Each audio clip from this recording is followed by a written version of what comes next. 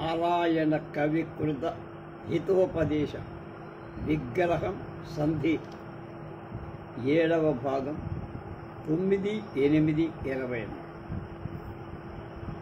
యుద్ధ ప్రయత్నాలు సంధి ఎలా ఉండాలి, ఎవరితో స్నేహం చేయాలి, ఎలాంటి వాళ్ళని నమ్ముకోవాలి, ఇవన్నీ చర్చిస్తున్నారు మంత్రులు రాజు. కింటు దేవా యజ్ఞది మహామంత్రిణ గృద్ధేణ సంధానముపదస్యం దధారిరేణ రాజ్ఞా భూత జయదర్పాన్నమంతవ్యం దేవా తదేవం క్రియతాం సింహల ద్వీపస్య మహాబలో నామ సారసోస్మన్మిత్రం జంబూద్వీపే కోపం జనయతు యతః సుగుప్తిమాధాయ సుసంహతేన బలేన వీరో విచరన్నదాతిం సంతాపయేన్ స్వం సుతప్తః తప్తేన సంధానముపైతి సప్తతప్తః రాజ్ఞా ఏవమస్తు ఇది నిగజ్య విచిత్రనామా బకః సుగుప్తలేఖ దత్వా సింహల ద్వీపం ప్రహితః. కానీ ఓ ప్రభు, మంచి మహామంత్రి అయిన గద్ద మాత్రం సంధినే చెప్పి, అయినా రాజు అయిన చిత్రవర్ణుడు మాత్రం ప్రస్తుతం విజయ గర్వం వల్ల ఆ సంధిని ఒప్పుకోవాలి. అందువల్ల ఇలా చేద్దాం, ఏంటంటే మహాబలుడనే సారస పక్షి, నీటి కోయల బెగ్గురు పక్షి, సింహల ద్వీపానికి రాజు, అతడు మనకు మిత్రుడు. అతడు జంబూ ద్వీపాన్ని ముట్టడించాలి. ఎందుకంటే వీరుడైన ప్రభు చక్కని ఆత్మరక్షణ ప్రచ్ఛన్న భావాన్ని అనుసరించాలి. సైన్యాన్ని సుసంఘటితం చేస్తారు. అటు ఇటు రహస్యంగా తిరుగుతూ శత్రువులను బాగా పీడన చెయ్యాలి. అందుచేత అతను తనలాగా సంతృప్తుడవుతాడు. అప్పుడు తేలిగ్గా సంధికి అంగీకరిస్తాడు. తప్తమైన ఇనప ముక్కలు ఆ రెండు వేడి మీద కలుస్తాయిదాకా చల్లగా ఉన్న ఇనప ముక్కను కలపడం ఎవరి వల్ల కాదు. అప్పుడు రాజైన హిరణ్య గర్భుడు ఇలా అనే కానీ అన్నాడు. అప్పుడు మంత్రి విచిత్రుడనే పేరు గల కొంగను పిలిపించాడు, రహస్య పత్రం ఇచ్చాడు, సింహల ద్వీపానికి పంపాడు. సింహల అన్నారు, వీడు సింహల అంటున్నాం అనగా. అధ ప్రణిధి పునరాగత్యోవాచ దేవ శ్రూయతాం తావత్ తత్రత్య ప్రస్తావః ఏవం తద్గృధ్రేణ ఉక్తం దేవ మేఘవర్ణస్తత్ర చిరముషితః సవేత్తి కిం సంధేయ గుణయుక్తో హిరణ్యగర్భో రాజా నవ్వ ఇతి. తతోసౌ మేఘవర్ణ చిత్రవర్ణేన రాజ్ఞా సమాహూయ సుస్పృష్ట వాయస కీదృశో సౌ హిరణ్యగర్భో రాజా చక్రవాకో మంత్రీ వా కీదృశ ఇది. వాయస ఉవాచ దేవా స హిరణ్యగర్భో రాజా యుధిష్ఠిరసమో మహాశయః సచ్యవ చక్రవాకసమో మంత్రీ న క్వాప్యవలోక్యతే రాజాః యద్యేవం తదా కథమసౌ త్వయా వంచితః విహస్య ఇతి. విహస్య మేఘవర్ణః ప్రాహ దేవా విశ్వాస ప్రతిసన్నానం వంచనేకా విదగ్ధత అంకం ఆరుష్య సుప్తం హి హత్వా కిం నామ పౌరుషం. అప్పుడు గుప్తచరుడైన కొంగ వచ్చి హిరణ్య గర్భుడితో ఇలా చెప్పింది, దేవా అక్కడ శత్రుపక్షంలో జరిగిందేమిటో చెప్తా సవిస్తరంగా విన. అక్కడ మహామంత్రి అయిన గద్ద ఇలాంటి గరద్ద అన్నాడు. ప్రభు, మన మేఘవర్ణుడు అనే కాకి అక్కడ చాలా కాలం ఉన్నాడు. హిరణ్య గర్భుడు సంధికి యోగ్యమయ్యాడో కాదో అతడు చక్కగా బాగా తెలుసుకొని ఉంటాడు. అప్పుడు రాజైన చిత్రవర్ణుడు మేఘవర్ణుడిని పిలిపించాడు. ఇలా అడిగాడు, ఓ కాకి, అక్కడ ప్రభువైన హిరణ్య గర్భుడు మంత్రి అయిన చక్రవాకం ఆ ఇద్దరు ఎలాంటివా? అప్పుడు అక్కడికి వెళ్ళొచ్చిన కాకి ఇలా చెప్పింది, దేవా, ఆ ప్రభువైన హిరణ్య గర్భుడు ధర్మరాజుతో సమానం, సత్యం మాట్లాడు. ఇక చక్రవాకం వంటి మంత్రి ఇంకెక్కడా ఉండవు. కృష్ణదేవరాయలు తిమ్మరసులాగా, ప్రతాపరుద్రుడు యుగంధరులాగా ఉన్నారు. అంటే సాటి లేని మంత్రి. అది విని రాజు అడిగారు, అలా అయితే నువ్వు రాజును ఎలా మోసం చేశావు? అందుకు నవ్వి కాకి ఇలా బదులు చెప్పి, దేవా, నమ్మిన వాళ్ళని మోసం చేయడంలో గొప్పతనం ఏముంది? గొప్ప తేలిక. దేవా, నమ్మిన వాళ్ళని మోసం చేయటంలో గొప్పతనం ఏముంది ప్రభువు? అలాగే తొడ మీద నిద్రించేవాణ్ణి చంపటంలో పౌరుషం ఉంటుందా అన్నారు. శృణుదేవ, తేన మంత్రినాగం ప్రథమ దర్శనే ఏవ విజ్ఞాత, కింటు మహాశయో సౌ రాజా తేన మయా విప్రలబ్ధ తథా చోక్తం ఆత్మౌపమ్యేన యో వేత్తి దుర్జనం సత్యవాదినం స తథా వంచతే ధూర్తైర్ బ్రాహ్మణశ్చాగతో యథా. రాజ ఉవాచ కథమేతత్ మేఘవర్ణః కథయతి. అప్పుడు అంటుంది, దేవా వినండి, మొదట నేను చూడగానే మంత్రి నన్ను గ్రహించాడు, నేను ఎందుకు వచ్చాను ఏమిటో అని. కానీ గొప్ప హృదయం కల రాజు నా చేత మోసగింపబడి. మంత్రికి అర్థమైంది కానీ రాజుకు అర్థం కాదు. విజ్ఞులు ఇలాంటి సందర్భాల్లో కొన్ని విషయాలు చెప్పారు. ఎవడు దుష్టుణ్ణి తనలా సత్యవచనుడిగా తలుస్తాడు, అతడు బ్రాహ్మణుడు వంచన వల్ల మేకపు పోగొట్టుకున్న విధంగా మోసపోతాడు అని. కనుక మోసకారి అయిన వాడిని నమ్మకూడదు. అలా నమ్మాడంటే అయిపోతుంది. ఎలా? దానికి ఒక కథ చెప్పారు. పూర్వం ఒక బ్రాహ్మణుడు వంచకుల మోసం వల్ల తను తెచ్చుకునేటువంటి యజ్ఞానికి తెచ్చుకునే మేకను పోగొట్టుకోగలిగాడు. ఎలా జరిగిందయ్యా, ఏమిటా కథ అని అడిగాడు రాజు. మేఘవర్ణుడు చెప్తున్నా, ధూర్తత్రయాణం బ్రాహ్మణస్య చ కథ. ముగ్గురు వంచకులు, ఒక బ్రాహ్మణుడు. అస్తి గౌతమస్యారణ్యే ప్రస్తుత యజ్ఞ కశ్చిత్ బ్రాహ్మణ సచ యజ్ఞార్థం గ్రామాంతరాచ్ఛాగం ఉపక్రీయ స్కంధే నీత్వా గచ్చన్. ధూర్తత్రయేణ అవలోకితః తతస్తే ధూర్తాః యజ్యేషః భాగః కేనాప్యుపాయేన లభ్యతే తదా మతిప్రకర్షో భవతీతి సమాలోచ్య వృక్షత్రయతలే క్రోశాంతరేణ తస్య బ్రాహ్మణస్య ఆగమనం ప్రతీక్ష పధితిస్తదా. గౌతముడు అడవిలో ఒక బ్రాహ్మణుడు ఉండేవాడు. అతడు యజ్ఞం చెయ్యాలనుకో. అందుకు పొరుగురికి వెళ్ళి ఒక మేకపోతును మంచి ఖరీదు పెట్టి కొచ్చుకున్నాడు.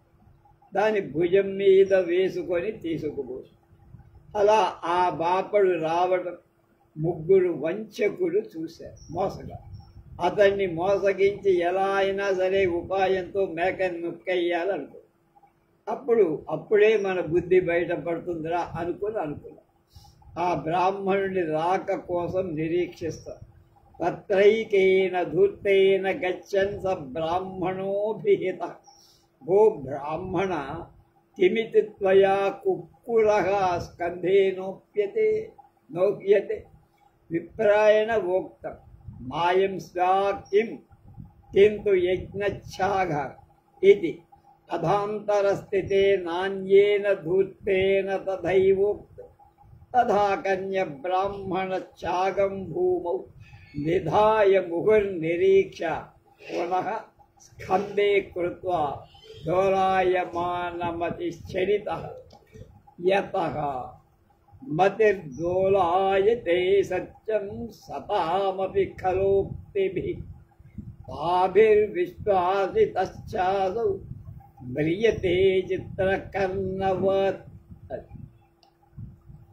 అప్పుడు రాజు అంటున్నాడు, వాళ్లలో మొదటి వంచకుడు తన దగ్గరికి రాగానే బ్రాహ్మణుడు తమ దగ్గర రాగానే ఇలా అన్నాడు, ఏమయ్యా బ్రాహ్మణ స్వామి, కుక్కను భుజం మీద వేసుకొని మోసుకెళ్తున్నావేంటి అని. అప్పుడు ఆ బ్రాహ్మణుడు, ఏమిటయ్యా అది కుక్క కాదురా, యజ్ఞం కోసం బలి ఇవ్వటానికి మేకను కొనుక్కున్నాను, దాన్ని తీసుకువెళ్తున్నా. సరే కొంత దూరం పోయాడు, రెండవ వాడు అలాగే అడిగాడు, వాడు కూడా కుక్కను మోసుకెళ్తున్నావు ఏమిటి.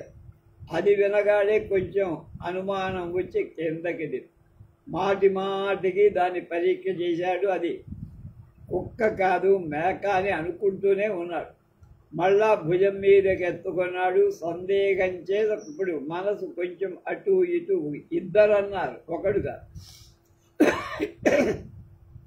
ఎందుకంటే సజ్జనుల మనస్సు కూడా నీచుల మాటలను మాటి మాటికి వినటంతో మొదట భ్రాంతి సందేహం కలుగు, క్రమంగా ఆ మాట మీదే ఆలోచిస్తే అది నిజం అనిపిస్తుంది.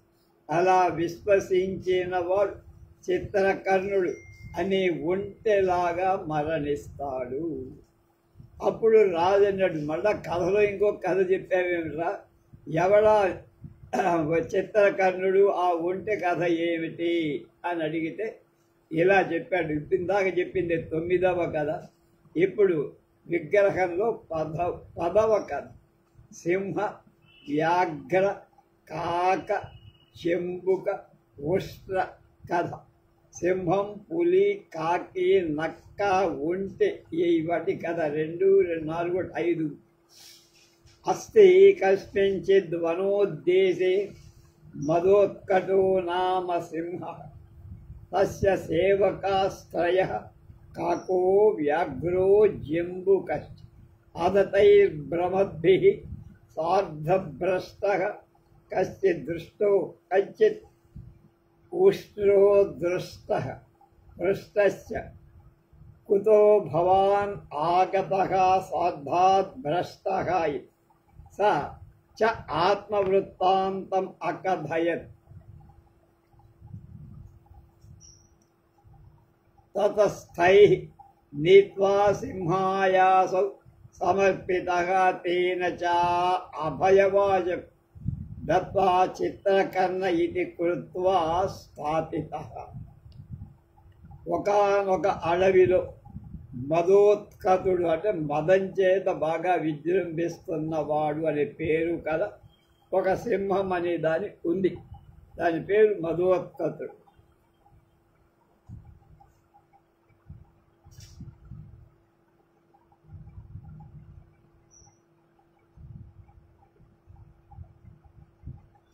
అడవికి కాకి, పులి, నక్క అనే 3 సేవకులు ఉన్నారు.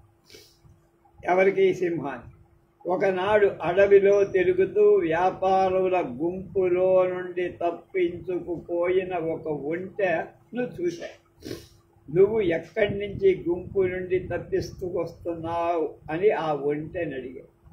అందుకు ఒంటె తన కథ అంతా చెప్పి వెళ్ళి దాన్ని అది తమ వెంటనే తీసుకొని వెళ్ళాయి. సింహం దగ్గరికి చేర్చాయి. రాజు కనుక సింహం ఆ ఒంటెకు అభయదాన చేసి దానికి చిత్రకర్ణుడు అంటే తమాషా అయిన కళ్ళున్నవా అనే పేరు పెట్టింది. పెట్టుకొని తన దగ్గరే ఉంచు. అధ కథాచి సింహస్య శరీర వైకల్యాత్ భూరివృష్టి కారణాచ్ఛాగారం అలభమానేస్తే వ్యగ్రా బభూ. తతస్థైః ఆలోచిత చిత్రకర్ణమేవ యథా స్వామీ వ్యాపాదయతి తథా నుష్ణీయత కిమనేన కంఠభ భుజాస్మాకం విత్. అప్పుడు వ్యాఘ్ర ఉషవాచ స్వామినా అభయదానపాదం దత్వా సుగృహీతోయం తత్ కథమేవం సంభవతి. కనుక ఒకసారి సింహానికి జబ్బు చేసింది. దానికి తోడుగా విపరీతంగా వర్షాలు కురిశాయి. ఎక్కడా వేటకు వెళ్ళటానికి అవకాశం లేదు. ఏనుగునో ఇంకో జంతువునో జింకనో నక్కనో చంపి సింహం తినడానికి అవకాశం కూడా లేకపోయింది. దానికి జబ్బు కూడా చేసి శక్తి లేక వేటాడలేక ఆయన గుహ దగ్గరే ఉంది. అప్పుడు సింహంతో పాటు కాకి మొదలైనవి కూడా వాటికి తిండి. సింహం ఏదైనా చంపితే ఆ పైన అవి పీపు తింటుంటాయి కనుక అవి కూడా నక్కలాడాయి ఆకలితో. అందుచేత అవి ఒక ఆలోచన చేసి ఈ కర్ణుడినే అంటే ఈ ఒంటని మన ప్రభువు సింహం చంపేట్లుగా చేస్తే ఈ కంప ముళ్ళు తినేవాడి వల్ల ఉపయోగమే. ఆ ఒంటెలు ఏం చేస్తాయి? రక్కసి ముళ్ళు తింటాయి. అవి మనకైతే గుచ్చుకుంటాయి కానీ దాన్ని గుచ్చుకోవడం ఎంతైనా చాలా మహా ఇష్టంగా కనుక వాడి వల్ల ముళ్ళు తినేవాడి వల్ల ఎవరికి ప్రయోజనం? కనుక ఏదో విధంగా సింహానికి బోల్తా కొట్టి దాన్ని చంపేస్తే మనకందరికీ ఆహారం దొరుకుతుంది అని. అప్పుడు పులి ఇలా అని చెప్పింది కూడా.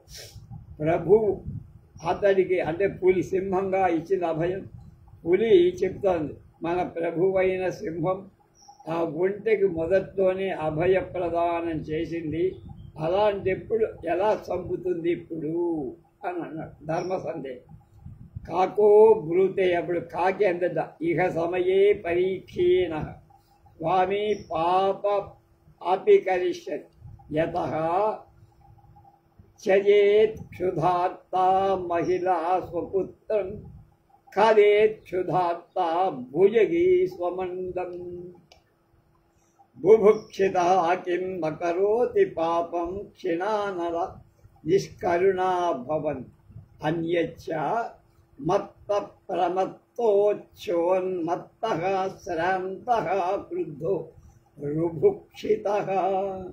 బుభుక్షితః లుబ్ధో భీరుస్వరాయుక్తః కాముకశ్చన ధర్మవిత్ ఇది సంచించ సర్వేతే సింహాంతికం జగ్గుము. ఇలా అన్నీ ఆలోచించుకొని వచ్చి కాకి ఇలా చెప్పింది. ఇప్పుడు స్వామికి అంటే మన సింహానికి ఆకలి విపరీతంగా, అందువల్ల పాప కార్యకైనా సిద్ధపడి చేస్తాడు. ఎందుకంటే ఆకలి చేత అగలమటించే ఆడది తన కొడుకును వదిలేస్తుంది, పాము తన గుడ్డుని తానే తింటుంది. కనుక ఆకలి చేత నకనకలాడేవాడు చెయ్యని పాపం లోకంలో లేదు.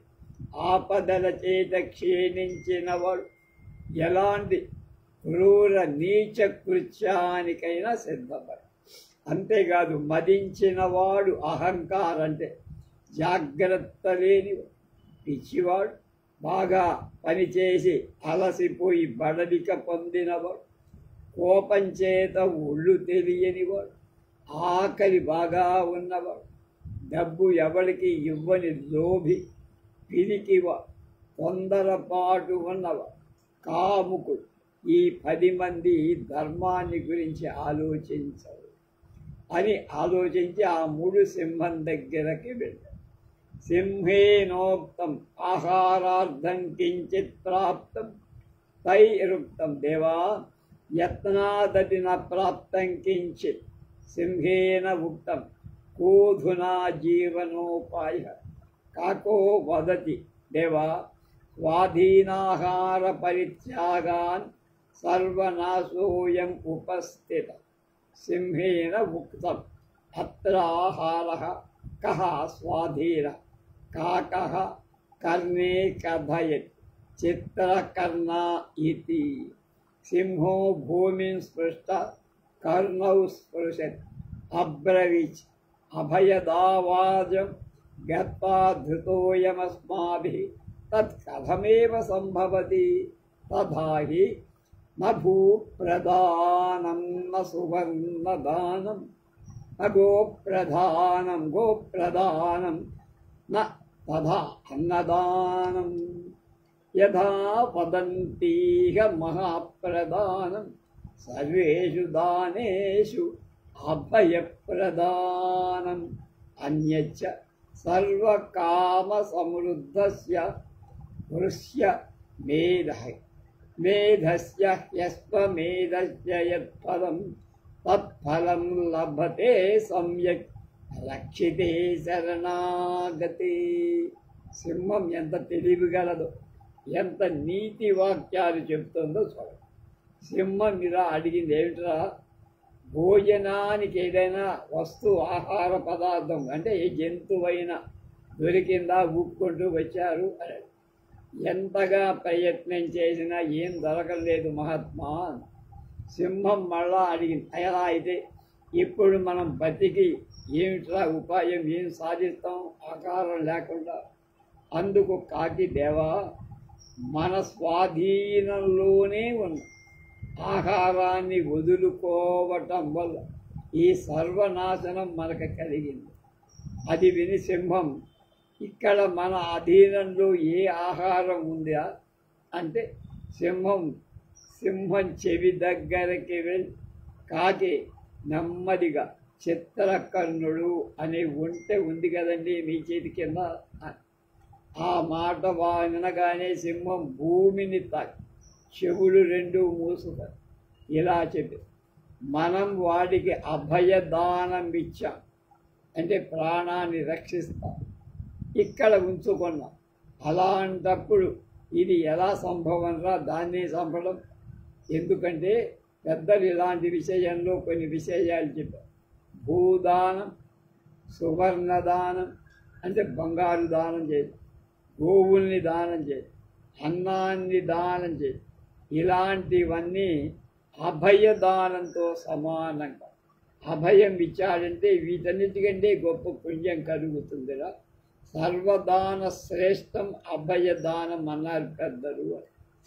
అలాగే సర్వకామాలను అంటే కోరికలు అనుగ్రహించే అశ్వమేధ యాగం చేస్తే ఎలాంటి పుణ్యం ఫలితం కలుగుతుందో, కేవలం తనను శరణు చొచ్చిన వాణ్ణి రక్షించటం వల్ల అంతకంటే గొప్ప పుణ్యం కలుగుతుంది అని సింహం చాలా మర్యాదగా మంచిగా న్యాయబద్ధంగా చెప్పి. కాకో బ్రూతే, కాకు అనుకుంటుందా, నా సౌ స్వామినా వ్యాపాదయితవ్య తెన్స్వామిరేవ తెన్స్మాభిరేవ తథా కర్తవ్యం యథాసౌ స్వదేహదానమంగీకర్. సింహస్తృత్వా తూష్ణీం స్థితః తతోసౌ లబ్ధావకాశః కూటం కృత్వా సర్వానాదాయ సింహాంతికం గతః. అధా కాకేన ఉక్తం, దేవా యత్నాదప్యాహారో న ప్రాప్తః అనేక ఉపవాసక్లిష్టశ్చ స్వామి తదిదానీం మదీయం మాంసం ఉపభుజ్యతాం యతః స్వామి మూలా భవంచేవ సర్వాః ప్రకృతయః ఖలు సమూలేష్వపి వృక్షేషు ప్రయత్నః సఫలో నృణాం. ఇది మనకి మిత్రలాభం మిత్రభేదంలో కూడా ఈ కథ ఇట్లాంటిదే వచ్చి. అప్పుడు కాకి ఇలా చెప్పింది, ప్రభువులు ఆ ఒంటెను చంపాల్సిన అవసరం లేదు. ఆ ఒంటె తన దేహాన్ని మీకు సమర్పించే ఒక ఉపాయం మేము ఏదైనా ఆలోచించి చేస్తాం. ఆ మాటకు సింహం ఏం చెప్పాలి, ఆకలి ఉంది లోపల కనుక వచ్చిన మాట రెండింటి మధ్య అది అటు ఇటు ఊపిసరా. సరే ఏం మాట్లాడకుండా సరే కాని చూద్దాం. కాకి అలా ఉండటమే అంగీకారంగా, మౌనం అంగీకారం లేక అర్ధాంగీకారం అంటారు కదా, అవకాశంగా భావించి మిత్రుడైన పులితో నక్కతో కలిసింది. కపటమైన ఒక మంత్రం అంటే ఒక వ్యూహం పని అన్నీ వెంట తీసుకొని సింహం వద్దకు వెళ్ళి ఇలా విన్నవించి, దేవా ఎంత ప్రయత్నించిన మాకు ఆకారం కనపడల దొరకల.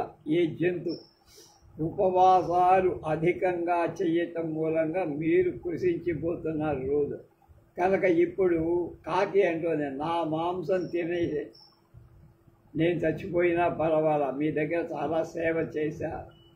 ప్రజలకందరికీ ప్రభువే మూలం, ఆ మూలం కలిగిన వృక్షాల విషయంలో చేసిన ప్రయత్నమే నరులకు ఫలితమిస్తుంది. ఆ వేరు కలకపోతే వృక్షం ఉండదు, కనుక మీరు లేకపోతే మేము లేదు, కనుక నేనంతా పిత్త నింతే ఉంటా. నన్ను చంపితే పెద్ద పోయేదేం లేదు, నన్ను చంపి హాయిగా తినండి అని.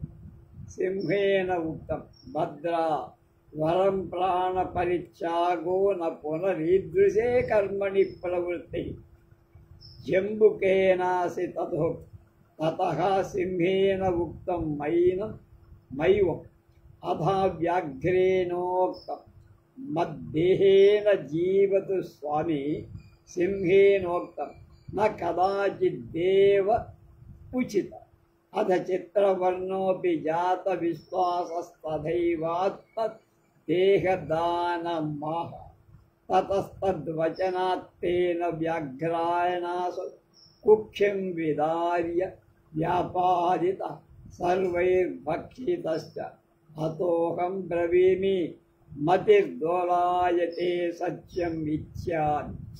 అప్పుడు సింహం ఇలా అంది, ఒరేయ్, ప్రాణాలు వెడవటం మంచిదే, కానీ ఇలాంటి పని చేయటం మాత్రం వద్దురా. అప్పుడు నక్క ఇలా అంది కాకిలాగని, అంటే నేను కూడా చచ్చిపోతానండి, మీరు నన్ను చంపేయండి. దానికి సింహం వద్దురా అని చెప్పి, ఆ తర్వాత పులి కూడా నా దేహం తిని మీరు జీవించండి ప్రభు అని.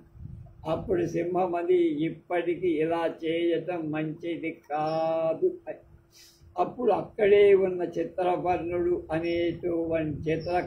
అనేటువంటి ఆ ఒంటె ఈ మూడు అలా అనటం విని అపాయం లేదనే నమ్మకం పాటించలేదుగా రాజు, కనుక తను కూడా తినడు కదా అనుకుంది, పాపం పిచ్చి అని నమ్మకం పొంది ప్రభు నన్ను తినండి, హాయిగా జీవించండి అని.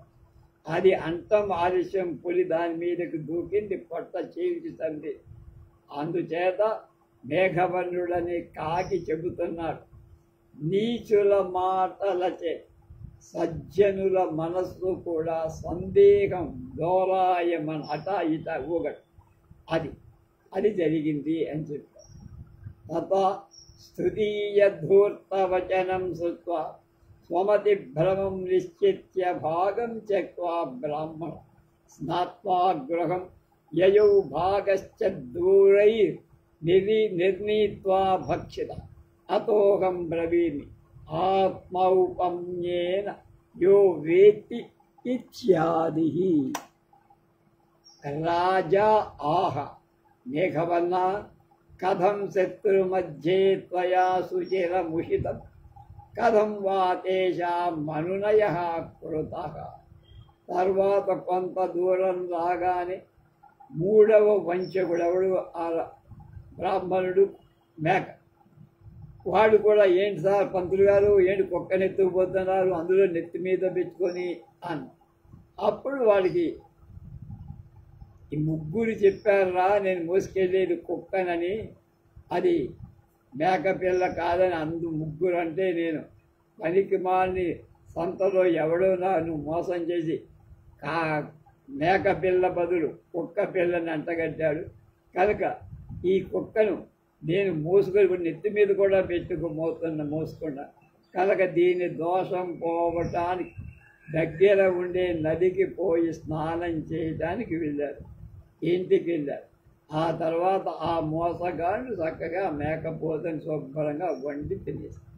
అందుచేత నేను మేఘవర్ణుడనే వాణ్ణి చెబుతున్నా, తనలాగా ఎవడు దుష్టుడిని ఆలోచిస్తాడో. అప్పుడు రాజు అడిగాడు, మేఘవర్ణ, నువ్వు శత్రువుల మధ్య చాలా కాలం ఎలా ఉండగలిగావురా, ఎలా వాళ్ళని బుల్లి కొట్టించావు, ఆత్మీయుల్ని చేసుకున్నావు అని.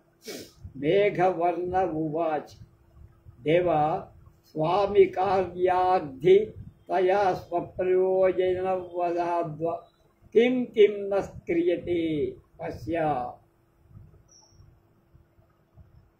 లోకో వహతి కిం రాజన్ న మూర్ధ్నా దగ్ధుమింధనం క్షాళయంచ వివృక్షాంఘ్రి నదీ వేలాని నికృంతతి తథ ఉక్త స్కంధేనాపి వహేచ్ఛత్రూన్ కార్యం ఆసాద్య బుద్ధిమాన్ యథా వృద్ధేన సర్పేణ మండుకా వినిపాతితాః రాజాః కథమేతత్ మేఘవర్ణః కథయతి. ఇంకో కథ కథ.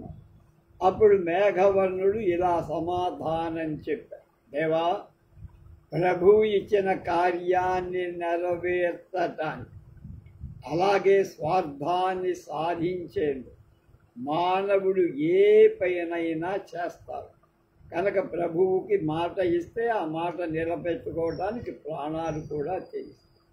అలాగే స్వార్థంగా ఏదైనా సాధించడానికి ఎంతకైనా తెగిస్తాడు. మనిషికి 2 లక్షణాలు. ఓ రాజా, కాల్చడానికి సిద్ధంగా ఉన్న కట్టెలు మానవుడు నెత్తిన మోస్తున్నాడని, అలాగే నదీ ప్రవాహం చెట్ల కాళ్లను కడుగుతూనే దాన్ని పెళ్ళగించి వేస్తాడు. మంచి వరదలు వస్తే చూసాంగా మన వయనాళ్ళు ఎలా కూకటి వేళ్లతో వృక్షాలు, భవనాలు, పెద్ద పెద్ద కొండరాళ్ళు కూడా దొర్లుకుంటూ వచ్చాయి. అలా చెప్పారు విజ్ఞులు. ఇలాంటి సందర్భం బుద్ధిమంతుడైన వాడు తన అవసరాన్ని బట్టి శత్రువులనైనా భుజం మీద మోసుకోవాల్సిందే. ముసలి పాము కప్పలను అలాగే మోసి వాటిని తినేసింది. అదేట్లాయా అని మేఘవర్ణుడు అడిగితాడు. రాజు అడిగితే మేఘవర్ణుడు చెప్పడం ప్రారంభించాడు. ఇంకొక కథ 11వ మంద విషసర్ప కథ. మంద విషుడు అనేటువంటి పాము కథ. అస్తి జీర్ణోద్యాని మంద విషో నామ సర్ప సోతి జీర్ణతయా స్వాహారమ్మ అవ్యనేస్తు మన్వేస్తు అక్షమ నరస్తీరే పతిత్వా స్థిత తతో దూరాదేవ కేన చిన్మండూకేన దృష్టః పృష్టశ్చ కిమితి భవాన్ ఆహారం నాన్విష్యతి సర్పో వదత్ గచ్చ భద్రా కింతే మమ మందభాగ్యస్య వృత్తాంత ప్రశ్నేవః తతః సజ్ఞాత కౌతుకః సభేకః సర్వదా కజ్యత ఇత్యాహ.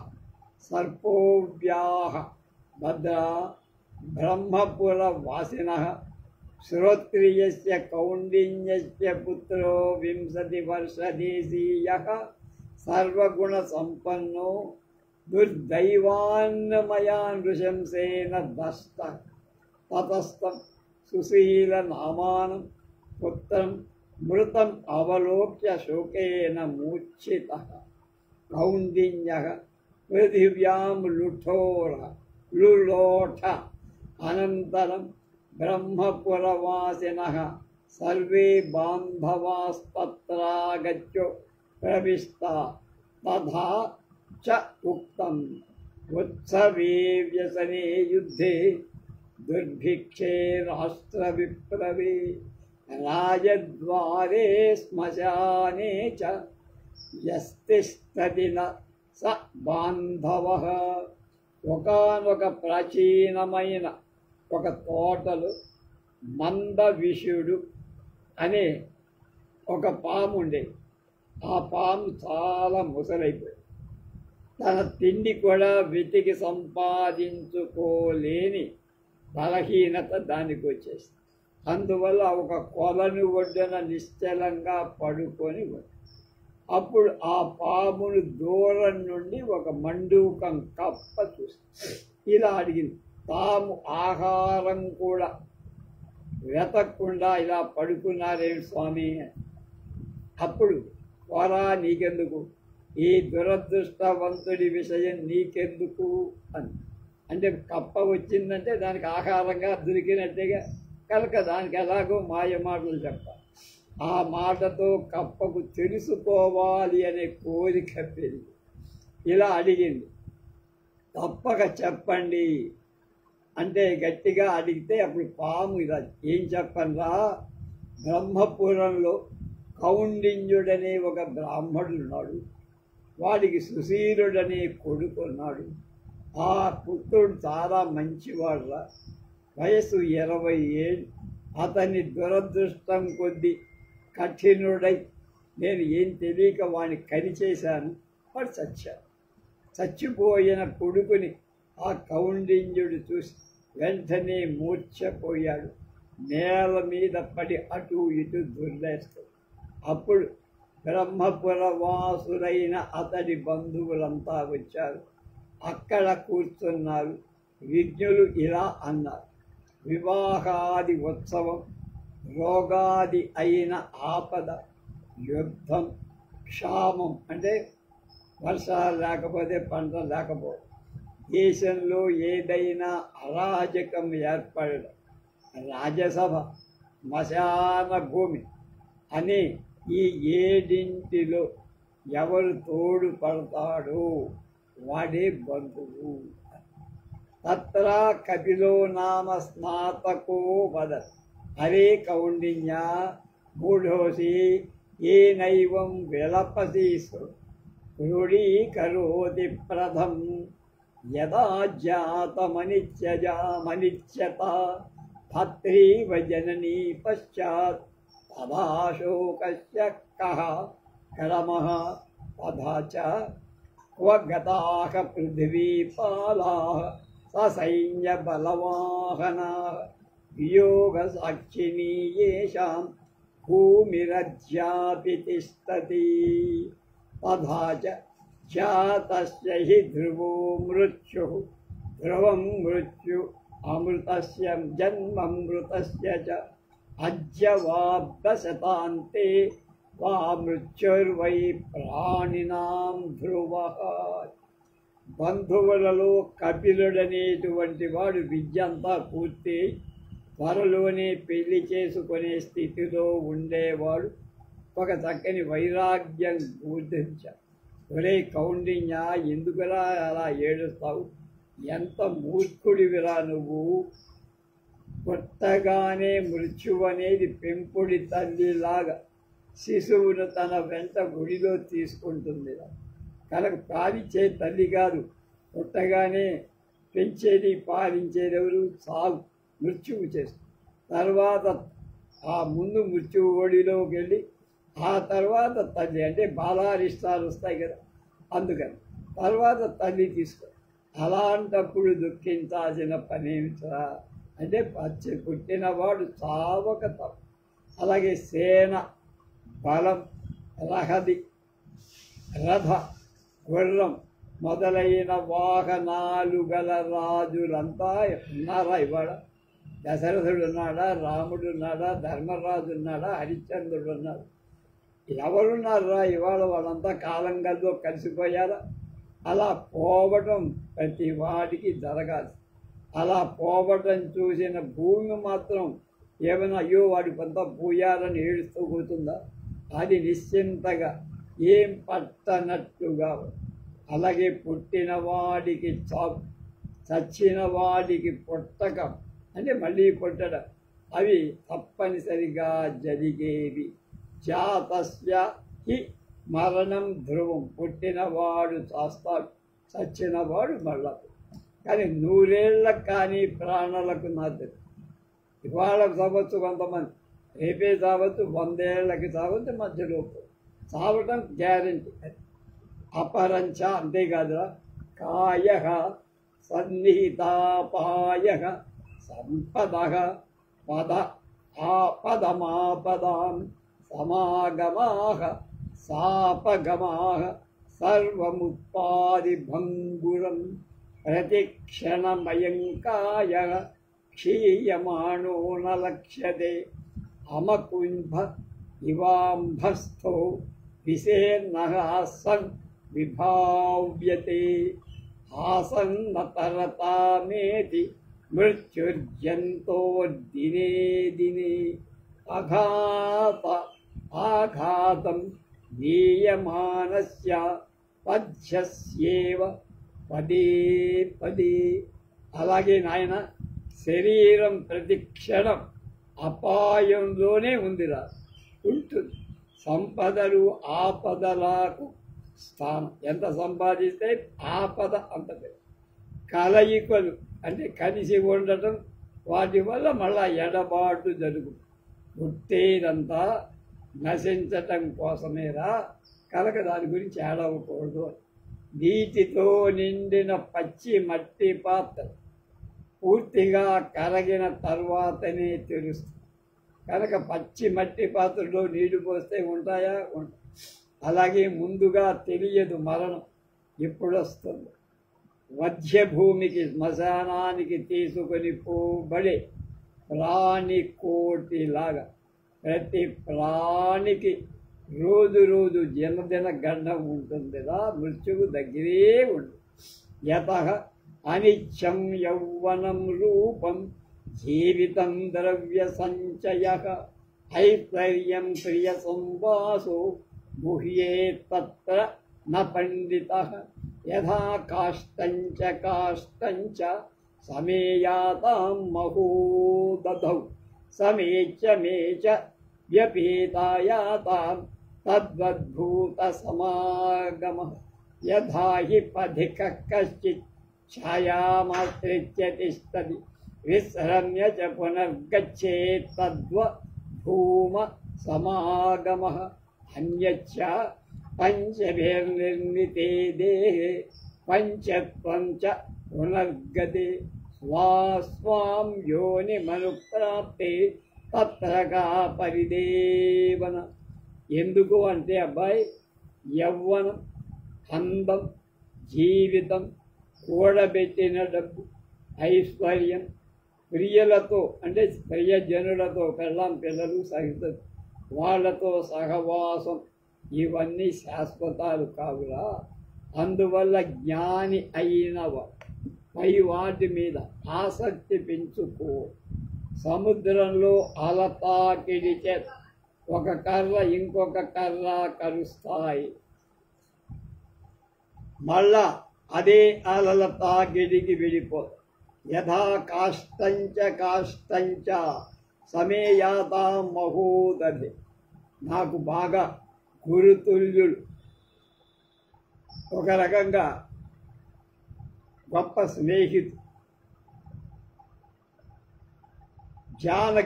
జాని గారు కాకినాడలో ఉండేవారు.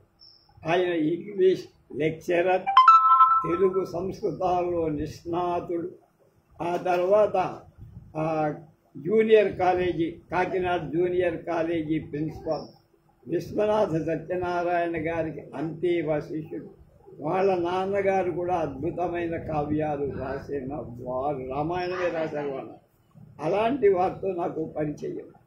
ఆయన ఈ కథ రాశాడు, యథా కాష్టంచ కాష్టంచ అని ఒక కథా పుస్తకం సంకలనం ఆయన రాసినవి. ఆయన రాసి నాకు పంపించారు, చాలా బాగా రాశారు. ఎలా సముద్రంలో కానీ నీటి ప్రవాహంలో కానీ రెండు కట్టెలు కలుస్తాయి, ప్రవాహం పెరగగానే ఆ కట్టెలు విడిపోతాయి, ఎవరి దారి వారు. అలాగే రైల్లో ప్రయాణం చేస్తున్నంత వరకు వాడెవడో ఫ్రెండ్ అవుతాడు, ప్రయాణం అయిపోయి ఎవరి స్టేషన్లో వాడు దిగితే వాడెవడో మనం. అలాగే జీవితం కూడా. కనుక ఇవి శాశ్వతంగా. ఒక బాటసారి ఎండకు అలసి ఒక చెట్టు కింద విశ్రమిస్తాడు.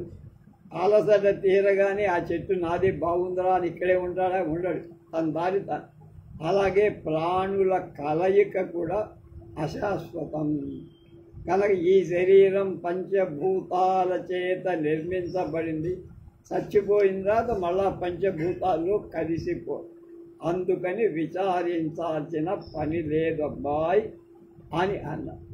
యావత్తః కురుతే జంతు సంబంధాన్ మననసః ప్రియాన్ తావంతోస్య నిఖంతం నిఖన్యంతే హృదయే శోకశంకవః మాయమధ్యస్తపాంత సంవాదో లభ్యతే ఏన కేనచిత్ అపి స్వేన శరీరేణ కిముతాన్యేన కేనచిత్ అపి చ సంయోగోపి వియోగస్య సంసూచయతి సంభవం అనతిక్రమణీయస్య జన్మ మృత్యోరివాగమం ఆపాతరమణీయానాం సంయోగానాం ప్రియైః సహ అపధ్యానాం వివాన్నానాం పరిణామో అతిదారుణః అపరంచ వ్రజంతి న